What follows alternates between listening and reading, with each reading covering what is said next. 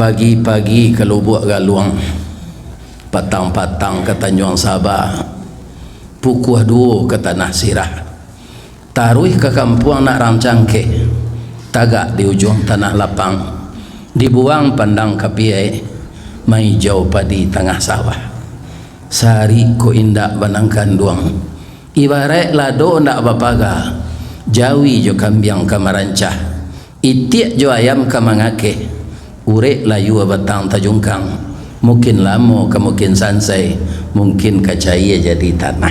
Tu menurut menurut nan sawananya kalau baiman ba, ndak ada yang bisa menolong kita nan kanduang nan tiri dun sana ibu dun sana pun ndak bisa mencarikan solusi kita yang seperti Allah. Atau mengkau rawak menyuruh bagantuang lekanan tinggi basanda kena gadang, siapa dia? Itulah Nabi.